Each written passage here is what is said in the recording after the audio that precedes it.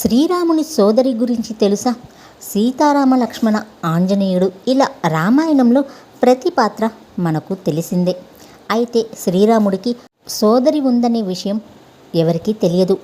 ఆమె పేరు శాంత. దశరథ కౌసల్య దంపతుల మొదటి సంతానం. దశరథుడికి 4 పుత్రులు కలగకముందే ఆమెను తన స్నేహితుడు అంగదేశానికి రాజైన రోమపాదుడికి దత్తత ఇచ్చాడు. ఈమెను ఋష్యశృంగ మహర్షికి ఇచ్చి వివాహం జరిపించారు.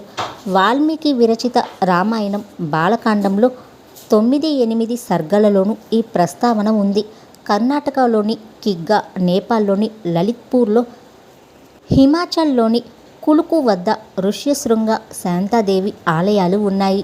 ఈ ఆలయాల్లో పూజలు చేస్తే శ్రీరాముని అనుగ్రహానికి పాత్రులవుతారని భక్తుల విశ్వాసం.